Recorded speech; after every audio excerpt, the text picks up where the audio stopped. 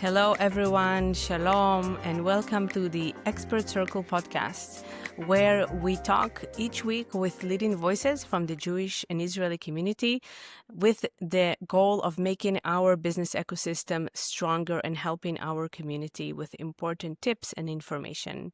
And today, I'm very glad to have with us here Josef Stetter. He is a seasoned career consultant and recruitment expert with over 18 years of experience helping over 1,100 people to find work they love. That's awesome. Joseph worked with top companies like Deloitte, Canon, Aviva, and was really able to build these bulletproof systems that consistently get people hired quickly. So today, he will share with us specific strategies on something that we don't talk as much in our community, which is how to interview. And for our Hebrew-speaking listeners, שלום לכולם, אז הטיפים והעצות שיוסף ייתן לנו היום כמובן רלוונטיים מאוד לחיפוש העבודה, לישראלים שרק הגיעו לקנדה. אנחנו נעשה את הרעיון באנגלית, משום שאתם תתראיינו באנגלית, וחשוב שאת המושגים ואת כל הטיפים יוסף ייתן באנגלית, אז אנחנו מיד נחזור לאנגלית. אז היי יוסף, תודה רבה שאתה איתנו היום. יש לך רקע מאוד מרשים. הזדמנות לעזור לקהילה, ורק תיקון קטן זה מעל 12,000 איש, או 12,000 people שאני עזרתי, לא 1,000. כל הכבוד. Way to go. Very impressive. So one thing that I'm really curious about regarding interviewing, which is really like we talked so much in our community lately about CVs and about like how to have your CV bit all the automatic systems and like get through the interview. But once we're at the interview, it's a topic we talked about a little bit less.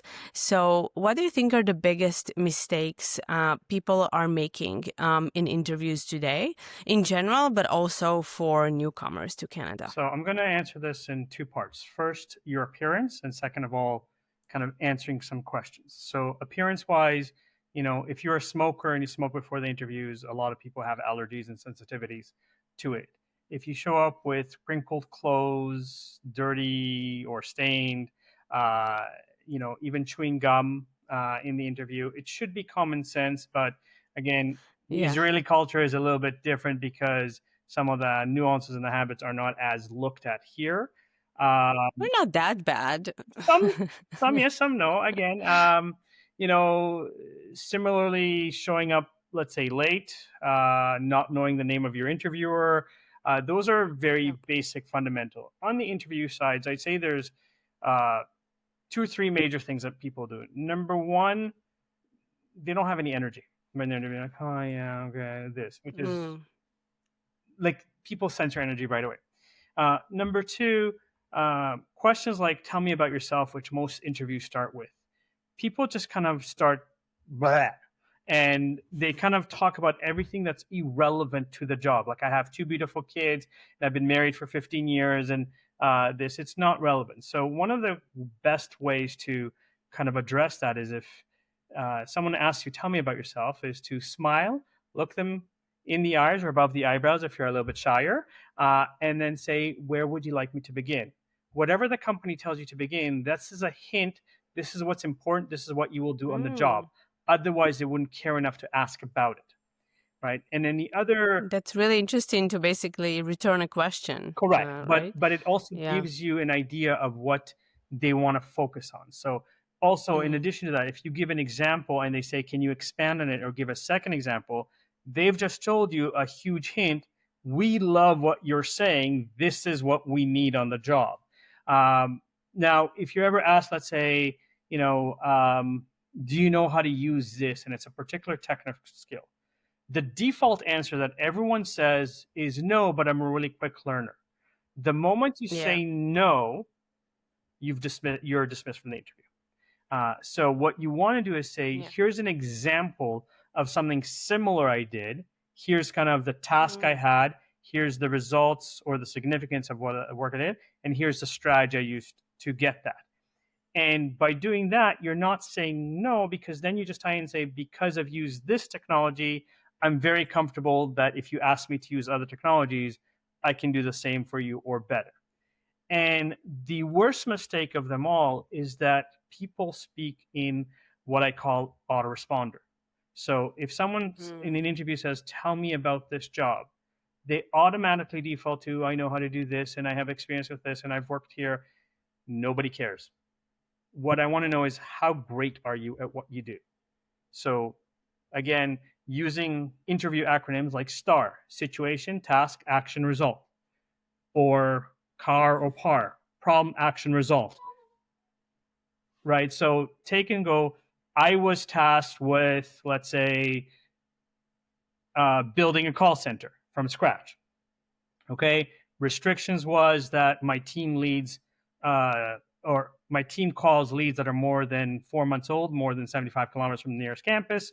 Um, and expectation was that my team will produce $300,000 for the year. In less Mm-hmm. than 6 months, this is a true story, my team did $2.25 million.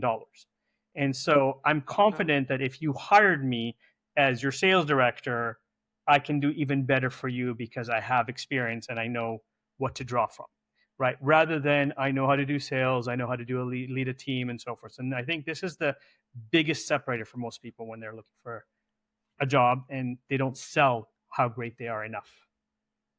Yeah. So I think that's something I'm really seeing with our newcomer community is that they are not used to talking about their accomplishments in this way, and like the quantitative approach to, basically telling about their past experience. So can you please repeat the STAR acronym and what should people, I think we talked a lot about this in the context of CVs, Right. but how can you talk about it, and also how can you make it natural speaking, right? Because typically we don't really speak like that in day-to-day life, so we don't want to sound too rehearsed, I assume. So how to do it naturally? I think that's one of your later questions, so I'll leave it for that. But here's the thing to understand: is there's multiple acronyms. One's called STAR: situation, task, action, result. One is called PAR: problem, action, result.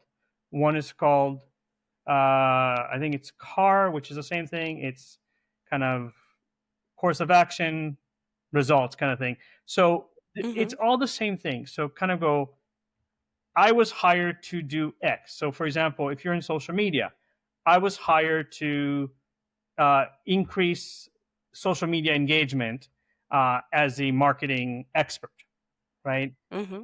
So I looked at what the company was doing first. I used research and data to do this, and then I created this strategy, whatever the strategy is. So, like for example, we created a strategy of, whether it's using influencers or whether it's a strategy of direct Facebook ads or Google ads or whatever.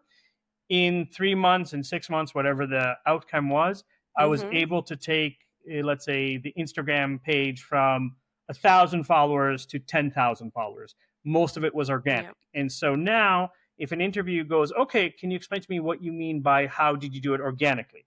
And then you can say, okay, Mm-hmm. so we did postings every 2 days. We had questions, we had contests, we had this, so that people are drawn into it. So, regardless of the profession, so again, if you are, let's say, a lot of Israelis are software developers. So I Right. was asked to build a better version of, let's say, a website. Okay. So, first of all, I kind of researched what the industry is doing and what's working really well, what seems to be producing results. Then I kind of brainstormed, here's what we want to do or say that's a little bit differently. I decided that the best technology stack to use was to use Python, React, uh, JNode, or let's say, and open source code, for example, Django and so forth for my Mm-hmm. database, NoSQL for my database. Um, I coded something that was supposed to take me 3 months, but took me a month to do, and I was Mm-hmm. able to increase the engagement or the usability of the website by 32%. And again, Okay. so you're kind of breaking down the step by step. This is the problem, this is the action you took or the strategy. If you're more technical, like a software developer, say the technologies that you used.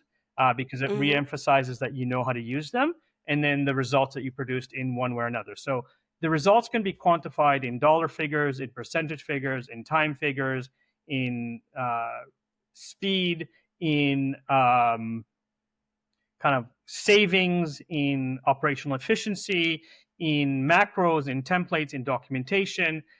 All of those are quantifiable in the sense of I did this. So I think in when we did the initial kind of conversation, you know, again, an entry level job, you're applying to be a receptionist. There's a difference between I know how to answer the phone to in my last position, I handled 60 calls a day with 12 different lines. It's just a matter Mm-hmm. of making it relevant and significant to the version of the organization you're doing. So again, for coders, if you've worked for large companies, there are more documentations, there's more policies and procedures on how to do things. If you're working for startups, you have to figure everything out on your own. You have to problem solve, you have to Right. document. So tell that story that you created all those things, that you created code that was so simple to follow that when other coders joined the team, they were able to look at what you did and jump into whatever tasks they needed to do without difficulty. It makes a big difference in Mm-hmm. the listening of a great candidate. Yeah, I'm hearing you say that we should look at our past accomplishments, past experience, and just think about it in that quantifiable way, even if while doing that, maybe we didn't have clear KPIs, right? But we shouldn't underestimate what we did. And I think it's just a different lens of looking at the same thing. It's just, a different mental model. Right. And um, in my personal experience as an interviewer, you're really looking to find that evidence that this person can do what you want them to do and also reduce risk in a way, right? Because the hiring manager, we often don't think about it, but it's who they hire is also a reflection on them, right? Well, So I'm always thinking about the person on the other side. How can I make the decision easier for them, right? Think about equipping the person you're interviewing with basically the best arguments to go back to other people in the company and say, oh, that person is really great for the job because of this and these evidence that so he just shared with there's me. a saying in English that says um, numbers tell or facts tell, stories sell. Mm, Right. So tell the story.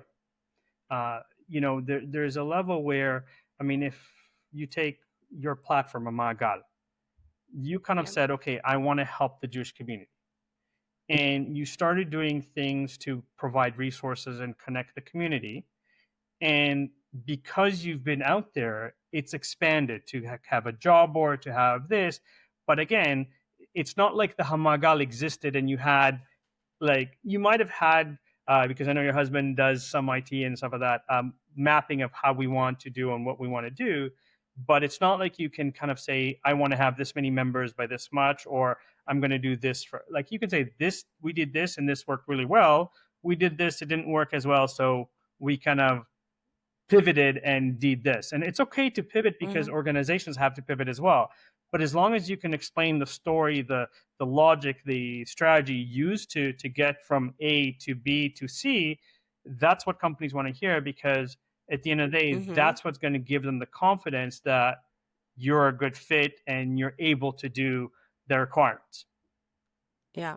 Yeah. That brings me back to what you said in the beginning about passion, right? I think a lot of what, if you mentioned Amagal, it's really just the passion for it and just the belief that something like that needs to exist and seen from the community that it actually helps them.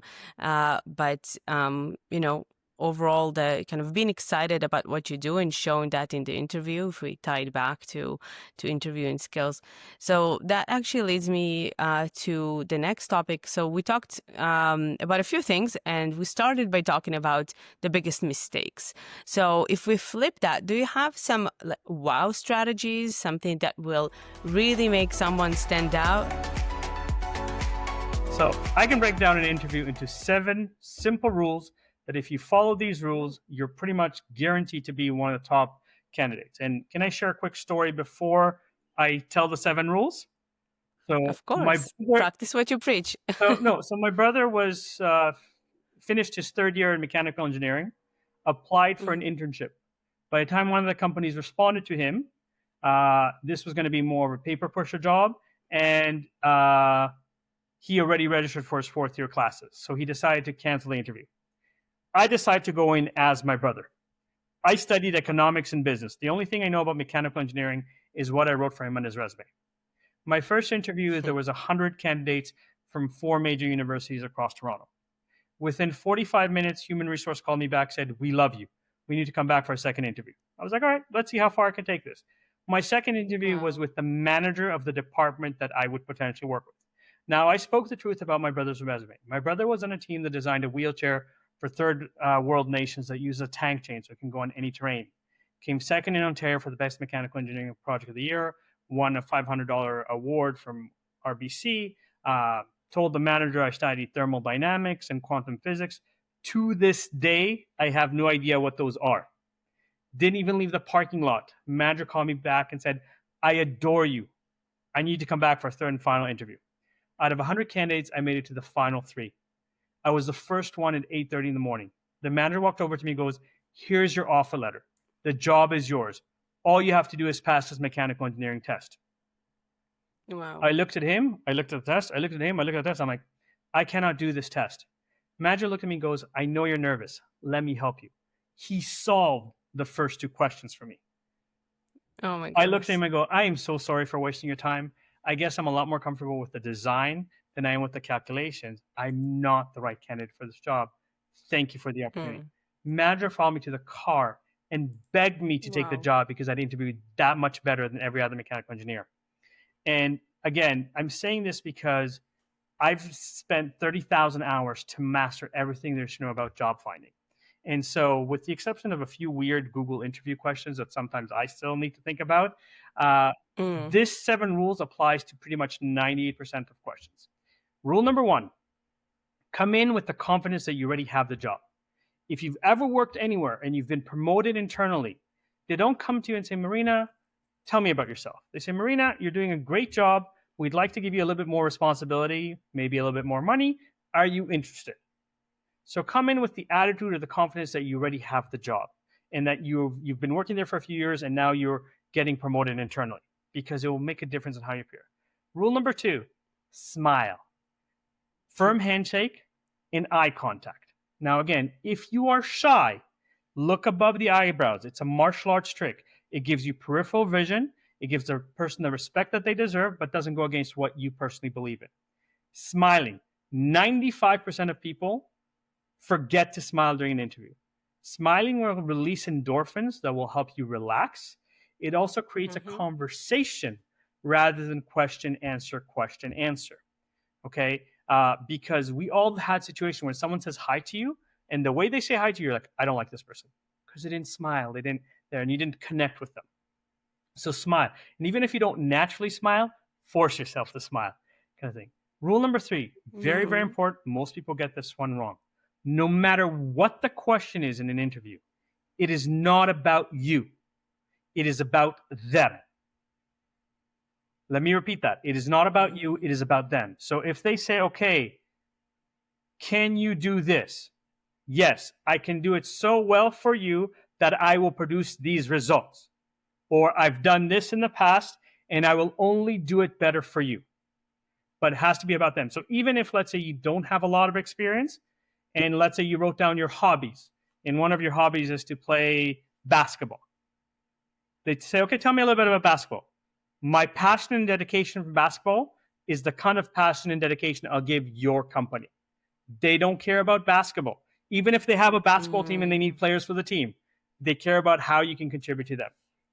Rule number 4, this one is kind of optional, and it depends on your personality and depends on the position you're applying for. Why does any business exist, Marina? What's the number 1 reason? Wow, that's a really good It's question. very simple. Make money. Make money. There's 3 ways you make it. You make it, you save it, or you increase efficiency. So sum to all of your answers should be, if you hire me, I will make you more money. If you hire me, I will save you more money. If you hire me, I will increase your efficiency. Depending on the role that you're applying to. Like if you're doing sales and marketing, make money. If you're doing engineering, save money, increase efficiency. If you're doing coding, save money, increase efficiency, for example. So depends on the profession. You don't have to use it all the time, but it should come out of your mouth at least a few times throughout the interview. Rule number 5, this is the core of the interview. This is more where most people fail, and it comes back to your question of how to do this naturally.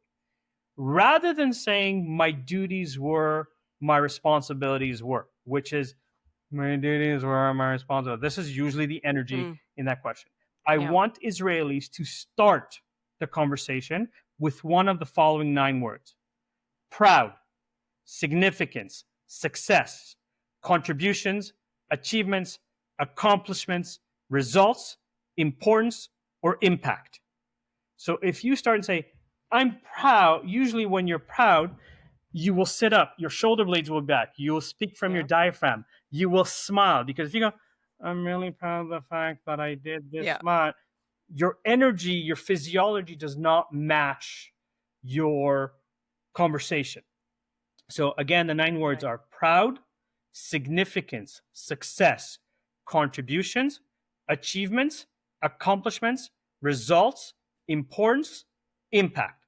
Now, take these 9 words, start with them. I'm proud of. And again, you don't have to use all 9 words, because if you're new and the language is still harder for you, pick the ones that are easiest for you to say. One of my results, easy to say. If it's hard for you to say achievement because it doesn't roll off your tongue, don't use the word, for example, because they're all the same 9 words basically.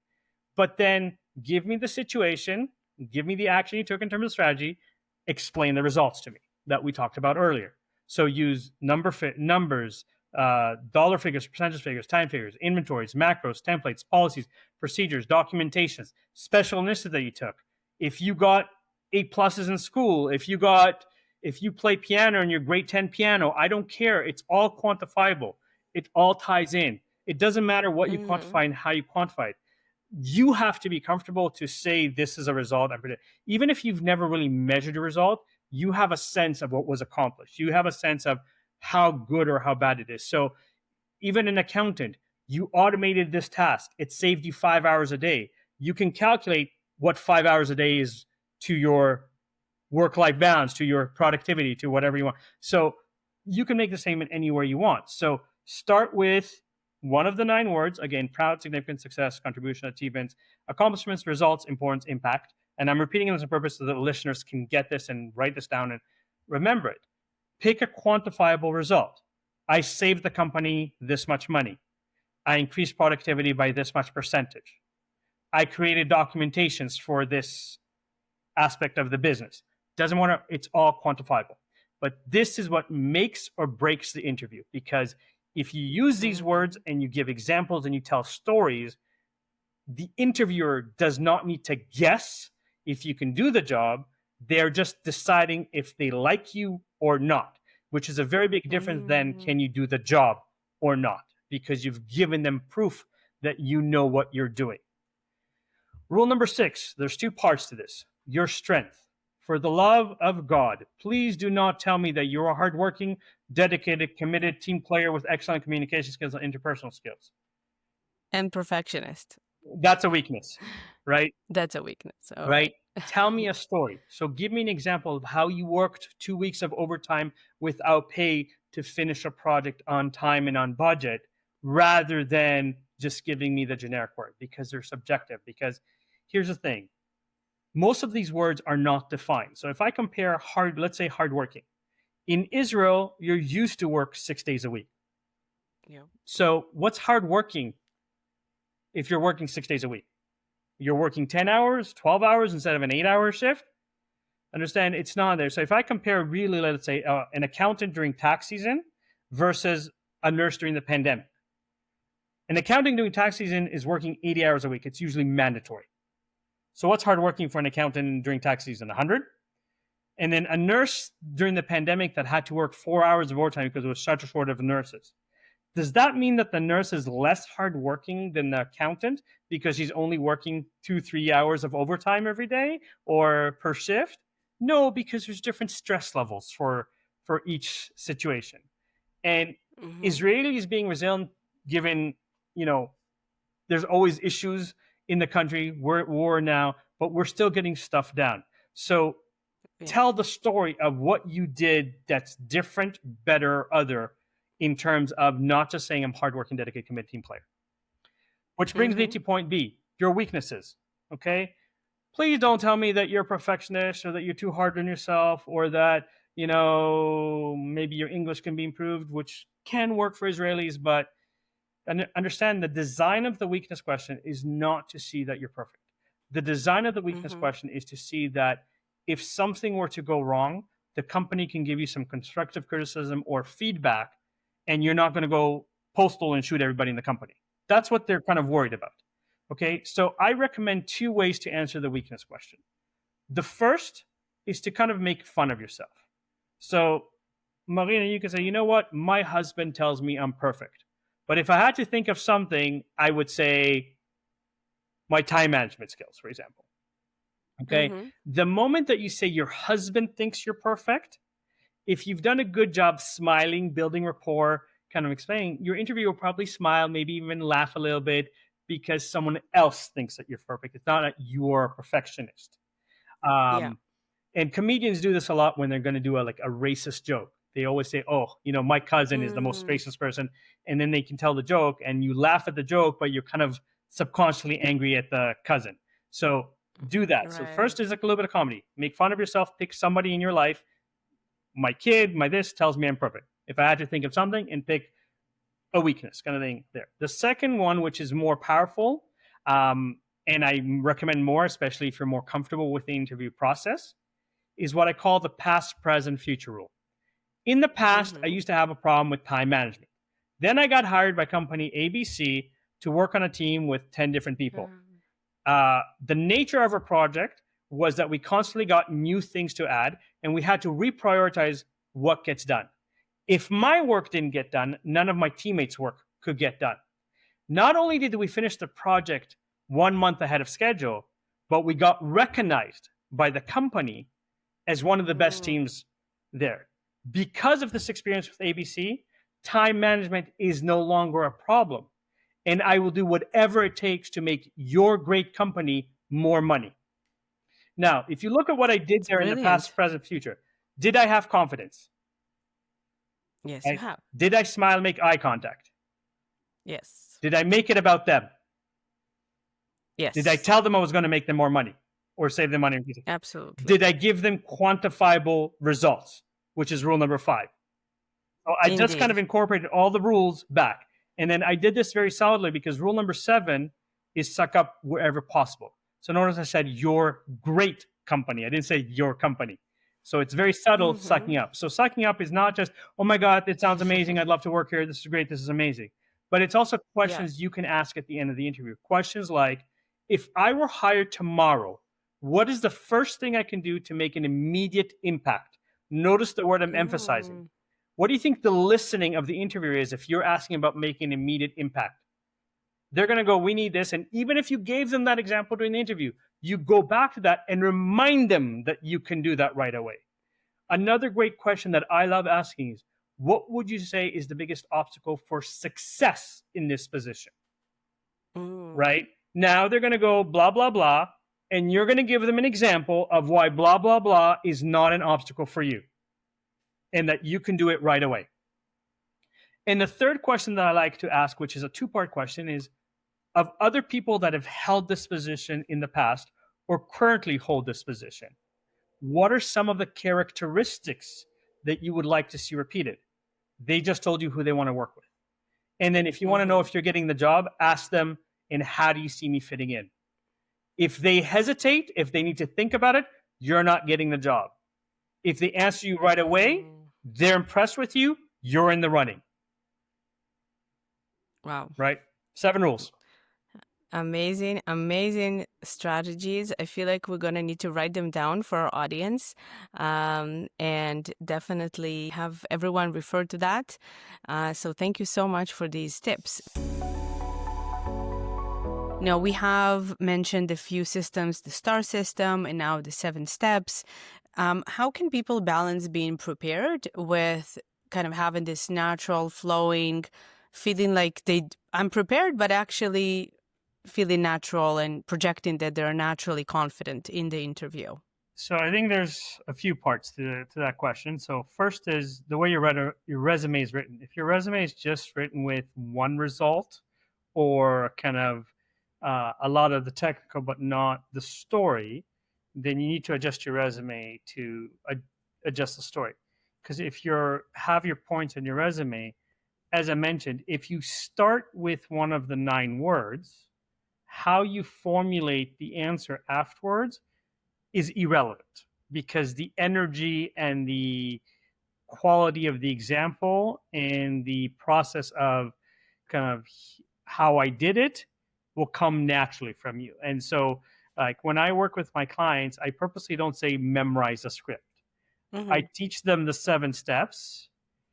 And then I say, okay, so if someone asks you, tell me about this job, rather than going into autoresponder, look at one of your successes on your resume and then one that you're comfortable talking about and start with that. So, one of my biggest accomplishments is this project. Mm-hmm. Here's what I did, here's the results I produced. And so, this also mitigates using language that you're trying to sound smarter, but it's actually hurting you because you don't know how to pronounce the words or you there. So there's a level where if your English is more fundamentally basic, don't use big words. And that's why I said for my Mm, 9 words, if achievements doesn't roll off your tongue because it, for Israelis, it might be hard to enunciate the word. Don't yeah. use that word. Use results Mm, instead because results is an easy word. So one of my results is yeah. I did this.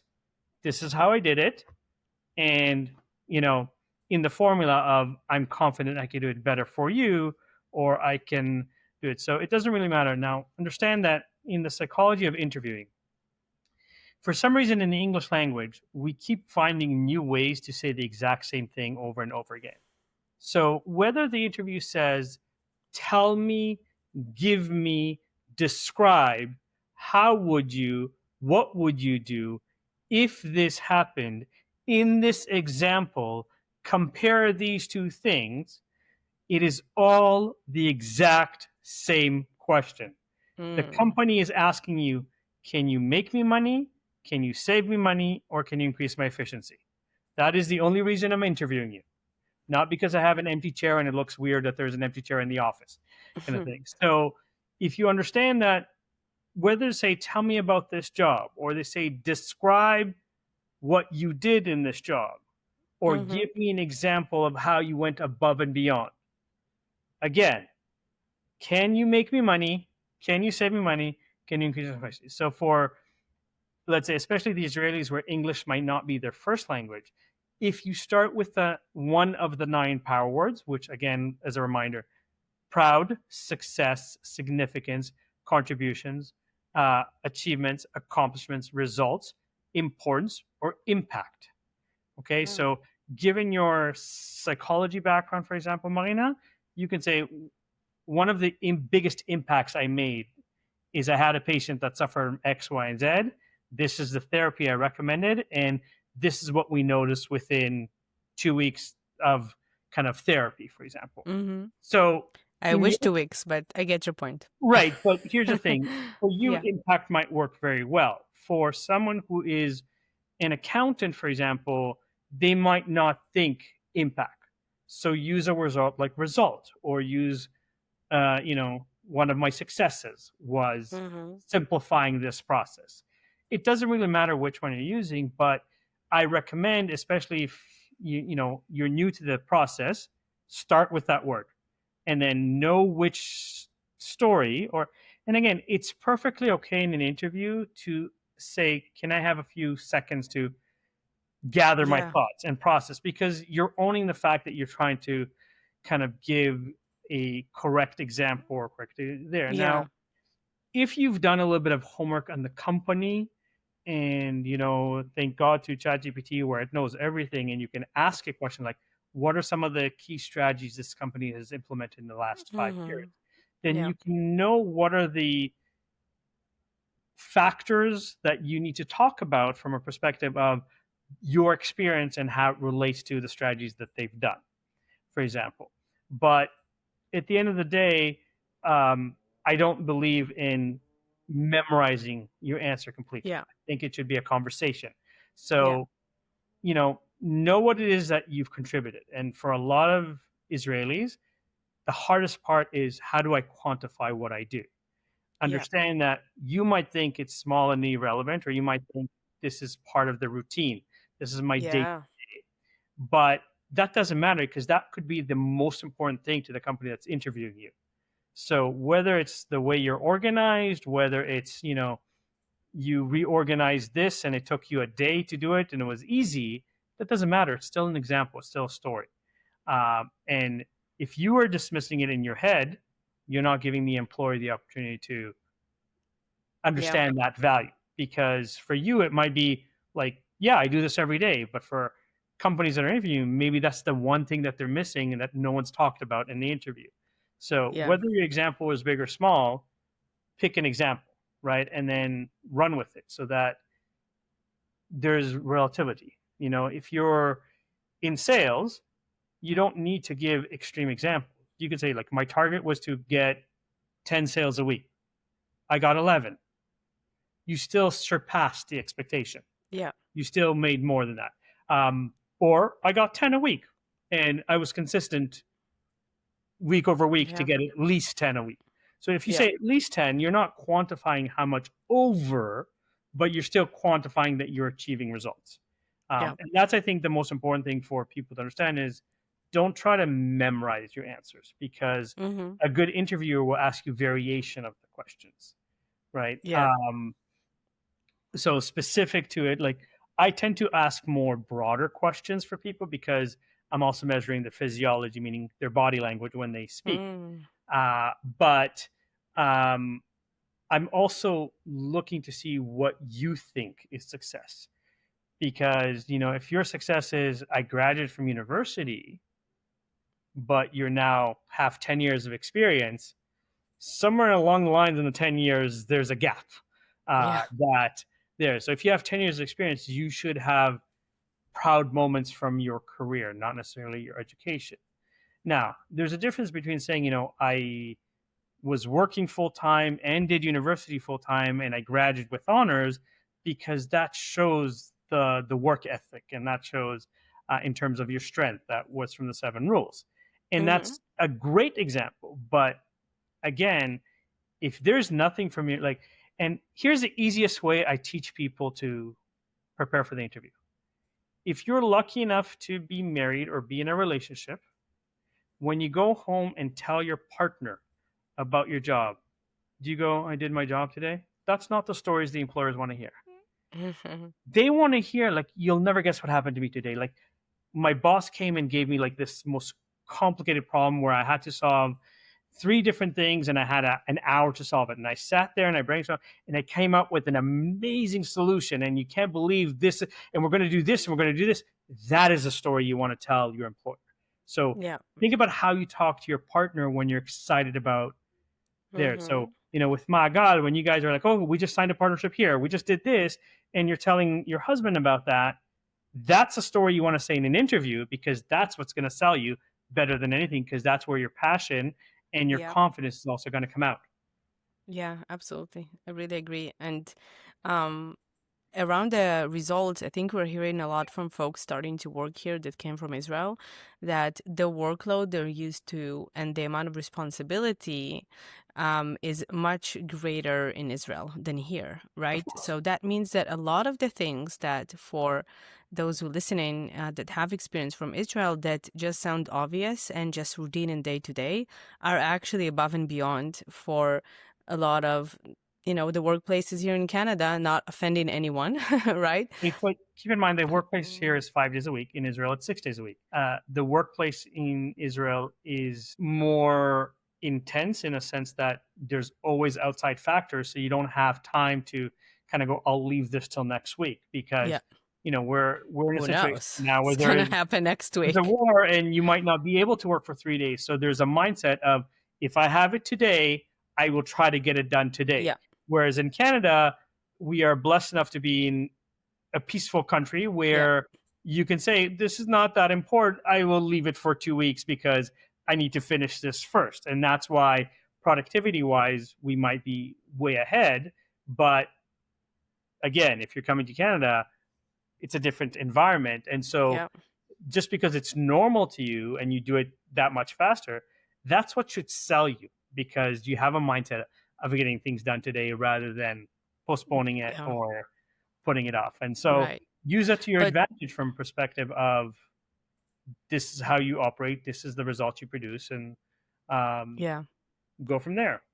Yeah, but also like when people get the job, which is maybe we'll do that in a separate conversation, but it's important to know to balance like our, thinking outside the box, like moving fast with the environment we're in, because we are hearing that people don't make it through the probation period. And it's not because they're not good. I think it's because of pace, culture, expectations, and things like that. But that's a big topic in and of itself. But here's the thing, the one simple thing that you need to understand is you need to ask, what are the expectations, Mm. right? You need to ask, you know, when do you expect this done? So if your boss says I expect this done in a week, and you come after a day and say it's done, you're throwing your boss off because your boss Yeah, had plans not to give you any more work for a week. right. So even if you're finished in a day, don't come Yeah. to your boss. Just Yeah, hold just on to it linger. for a Yeah. week. But this is where it's like, when you get hired, whether it's your boss or it's your coworkers, ask them, what is the standard of delivery? What is and Mhm. so, and I will say this because I'm going through this right now of how do you define success? Most companies don't know what success looks like, or most departments don't know what success looks like. And Mhm. so there's a difference because, again, taking your background as a therapist, success could be we did 10 sessions and we progressed one step. Whereas in for like someone like myself, success is this is my problem. If I'm going to talk to someone about it, in 2 sessions, I want the solution. I don't want to spend 6 months Yeah. crying about it, because I've also done a lot of self development for myself where I get me being stuck in the story is not helping me move forward. So I acknowledge the story, I acknowledge what happens. Now I need to know what are Mhm. the tools I can use to move forward, kind of thing. Yeah. And so my mindset is always focused on solution rather than how am I stuck in this problem? How do I deal with that? Right. Mhm. So I have these conversations with my wife because my wife sometimes is like, but I'm so overwhelmed. I'm like, okay, when you tell me this is the problem, my mind goes, let's focus on solutions. And so when she's so we're learning to say, I just need you to listen. Don't say anything to me. Yeah. Just listen to me, right? Yes. Because if you don't say that to me, I will give you solutions. Yeah. Because I'm very pragmatic and I'm very this. So again, if you are more efficient than the company expects because you're used to working 6 days a week, you're used to getting things done. Check with your coworkers. How quickly are they checking in and saying that their work is done? Or check with your supervisor. Say, like, do you want like what is your expectation? What does success look like? Yeah. How quickly the deliverable? Because that's where you eliminate I'm getting fired because I worked myself out of a job because this was supposed to be a 6 months contract and I finished in a week, kind of environment. Yeah, that's also true. Right. Yeah. So look, I've worked with companies that, you know, no matter what you produce was enough. And I've Mm. also worked with companies that were like, I can't believe you produced this much for us. So, you know, same production, just different response rate to This it. for So, yeah. Yeah. so take the time to figure out, people that work there, like, someone in your department that's a senior. How long does it take them to deliver? Why does it take them this long? What's Mm. what's the process of communication? What's the this so that you're following the Yeah. the standards. And again, once you pass your probation, then you can do like I'll give you a perfect example. I used to work at a bank. In the bank, if you do too much all the time, they'll fire you Yeah. because the standard is skewed. They Yeah. want you to do something great just before bonus review. Yeah. Don't do it all the time, Yeah. right? Because they're So gonna I have to promote you and pay you more money, and they don't want to do that listen. necessarily I that used to be a quickly. stock trader. I used to answer the phone. It's a great day or it's a fantastic day at the bank. My name is Joseph. How can I help you? one of my coworkers complained that me saying great or fantastic could be interpreted as the bank is making too much money. So senior Wow. management had 3 2-hour-long meetings to discuss whether or not I was allowed to say great and fantastic, and decided it was easier to ban me from saying great and fantastic than to retrain 120 traders to do the same thing. Oh my goodness. Wow. Right? So understand, like, I'm a positive, happy guy. So somebody actually complained that I was too positive on the Oh phone, my goodness. even That's though that I never heard about that yet. I won multiple awards. Right? That's So, hilarious. but that was the culture. It's like, don't say great. You work in a bank. Why is it great? Yeah. And somebody's like, why is it great? I just lost $10,000 of my investment. I'm like, it's Tuesday, half price movie. And I would always make a joke about something Yeah. that it wasn't them directly. It was just today's this day and today's Yeah. that, whatever. But again, not everybody welcomes that. So Yeah. don't be afraid to ask questions to understand what's accepted, what's the norm, what's the Mm-hmm. expectations. Yeah. Yeah, that's such a great advice. All right. So now back to interviewing, because I do feel we're going to go back to this in a next episode. So much more to unpack. But there's something that I think is different also in Canadian culture, which is the interview follow-up.